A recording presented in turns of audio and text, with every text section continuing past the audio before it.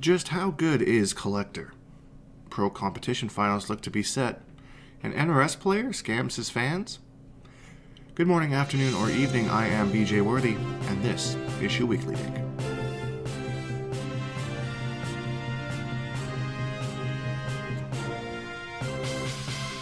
NEC 20 happened this last weekend, and as usual, we see some of the best talent in Mortal Kombat go head-to-head, including Sonic Fox, Dragon, and one unusual name who I think, in my opinion, is the MVP of the whole event, Arn Kratos, straight out of Russia.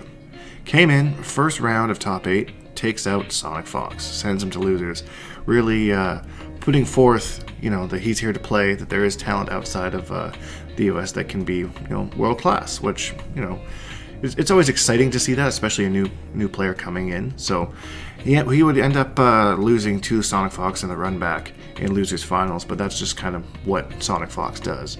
You can't always just think you're going to beat him twice. You got to be on your toes. But one interesting thing about this tournament was that Sonic Fox went all Collector up until the very end, and he made it to the grand finals with Collector, ultimately succumbing to Ninjakilla, who is just continues to impress me every single tournament he goes out to. 3-0 in the grand finals against Sonic Fox. So this had a lot of people skeptical because Collector has always been kind of at the bottom of the tier list. He had a few nice changes recently, but a lot of Collector mains say he still struggles with movement, that kind of thing. But Sonic Fox had some moments, and how Sonic Fox does, he made some pretty crazy reads, and he stays unpredictable. So Collector proved to be a decent character in his hands. Whether that changed people's opinion of the character overall, there were quite a few matchup-specific things I noticed going on in tournament that were not going punished. But it's hard to really get that Collector experience, especially at a high level with somebody like Sonic Fox behind the wheel there. So it'll be interesting to see how people's opinions change of this character going forward. I enjoyed watching it. I haven't really watched the last couple events, but I managed to catch this one, and some of the punishes that he was getting with Collector's forward 4, I believe it was, were pretty incredible. He's got a lot of range. He moves pretty quickly around that little path. So big ups to everyone that competed there today, and that also completes the Pro Kompetition bracket, so we can go through the standings there. So currently we have Sonic Fox in the lead by quite a large margin. And Dragon, Ninjakilla, Tekken Master, Foxy Grandpa, Dizzy TT, Deoxys, Hayate, Rewind, Scar, CGL Jelly Jiggler, that's a hard one for me to say, I believe previously Tweety. And then we had it come down to a tie between Samij and Noble Combat. And the tiebreaker was whoever placed highest at EVO, which was a very weird way to do a tiebreaker. I didn't feel like they had to do it, make that decision kind of on the spot. They also did have both players at the event at the same time. I feel like doing like a first to 5 or first to 3 between them probably could have been a more entertaining and ultimately better way to settle that. I thought that was kind of a weird thing to do, but either way, Samij did place higher, placing 7th at EVO over Combat 17th. So Samij will be in there. And I believe we just have the last chance qualifier and Liga Latina to go through, and then we'll have our final set for, I believe, next June it is. I'll put all the information for the Pro League down in the comments down below, so you can check that out. So lots of interesting stuff, lots of movements in the standings, all that kind of thing. And our last news of the week is Tom Brady. Now, Tom Brady had been running a campaign on his Twitch channel to help him raise funds towards getting to NEC in the first place. And it seemed that he reached his goal of over $1,000, so that would pay for his flight, his hotel, all that kind of stuff. He was registered to go for NEC.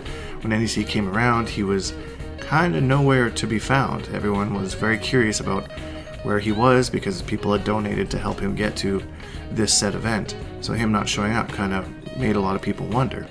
So, that being said, he ends up streaming on Monday evening, trying to, express what happened and tell his side of the story. And Sonic Fox decides to join the stream and starts doing some investigating. Sonic Sleuth, as it seemed to become. And Tom Brady had put forth some Uber receipts showing that yes, he was, in the area and he did take Ubers at that time. The only problem being is that the receipts said Thursday, November the 30th, which does not exist. The date was Saturday, November the 30th. So he immediately got ridiculed by everybody for that, and it was kind of hard to watch, honestly. I caught up on this stream today, and yeah, then Rio talks about how they had a mutual understanding to do YouTube together and co-Twitch streams, and he kind of screwed him out of the money there as well. Which, you know, I mean, giving the guy a chance to kind of respond and tell his side of the story is important. Following all of this, he promptly deleted his Twitter account. I haven't checked, but I'm told that he deleted his YouTube account as well. His Twitch account is still going. He was actually just streaming this morning. So he's obviously keeping that up. I don't know, you know, what he plans to do going forward or whatnot, but it seems that, you know, perhaps he needed the money for something else other than the tournament.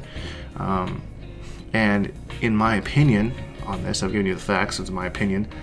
You know, I think that if you're in that situation and you have an influence like you do, you should be upfront with people about what you're going to use the funds for. I wouldn't pretend to be going to a tournament, you know, and collect funds from people if, you know, I needed it to buy food for my family or you know, pay my rent or something like that. You know, you do a little donation drive and just be upfront and honest about it, and people will support you and help you out in times of need. I think that, you know, makes this even more fishy is he didn't really come out and say much about what he needed the funds for. To my knowledge, perhaps I missed something about that, but so yeah, who knows what happened to those.